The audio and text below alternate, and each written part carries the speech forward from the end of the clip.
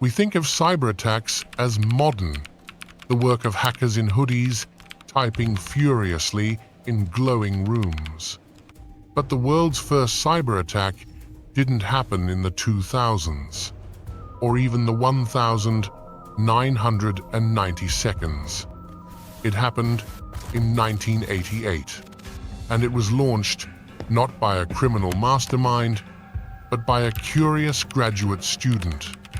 His name was Robert Tappan Morris, and what he unleashed, the Morris worm, nearly brought down the internet before most of us even knew it existed. Back then, the internet wasn't the global web of billions we know today. It was smaller, a fragile, experimental network of government agencies, universities, and researchers. ARPANET, they called it. A place of trust. A playground for ideas.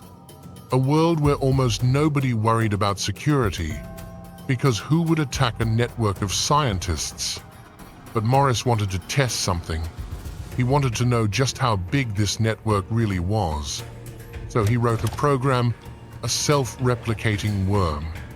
Its job was simple: move from one computer to another, slipping in quietly, leaving a trail of copies behind. It wasn't meant to cause harm. At least, that's what he later claimed. But the worm had a flaw. Instead of slipping gently through the network, it multiplied aggressively, infecting the same machines again and again. Within hours, the systems across the United States slowed to a crawl. Computers froze. Networks jammed. Research labs and government agencies went dark. What began as curiosity spiraled into chaos. An estimated 10% of the entire internet was crippled. In 1988, that meant around 6,000 machines. But these weren't just home PCs.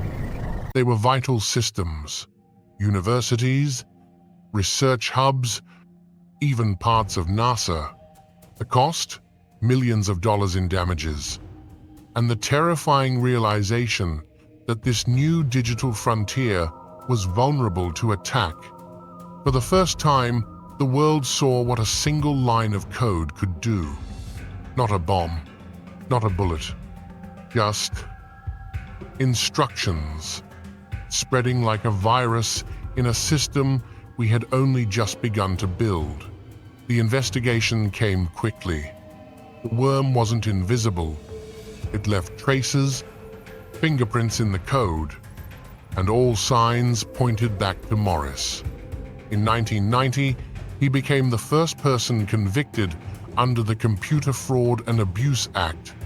His sentence: 3 years of probation, community service, and a fine. Mild, compared to the panic his program had caused. But the story of the Morris worm is more than just the tale of a mistake. It was the first time humanity glimpsed the dark potential of cyberspace, that digital weapons could exist, that one person could disrupt an entire nation's infrastructure, not with force, but with keystrokes. And here's the irony. Morris never intended to destroy. He was curious. He wanted to measure the size of the internet. But intent didn't matter. The world had changed. And from that moment forward, cyber attacks became part of our reality. Today, we live in the shadow of that first worm. Ransomware locking hospitals, state-sponsored hacks crippling power grids, personal data traded like currency. The Morris worm was the first whisper of a future where wars are not only fought on land or sea, but in code.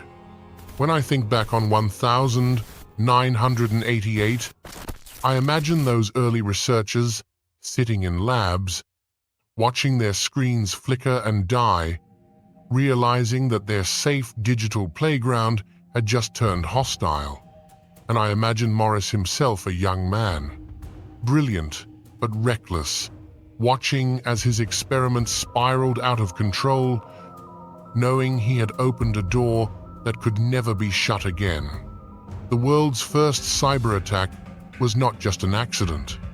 It was a warning that every tool we create can become a weapon, that the networks we rely on are as fragile as the people who build them, and that sometimes the greatest dangers don't come from outside invaders, but from inside curiosity. The Morris worm is gone now, the code erased, the damage repaired, but the lesson remains. That chaos can begin with just a few lines of code, and that, in cyberspace, the smallest spark can ignite the world.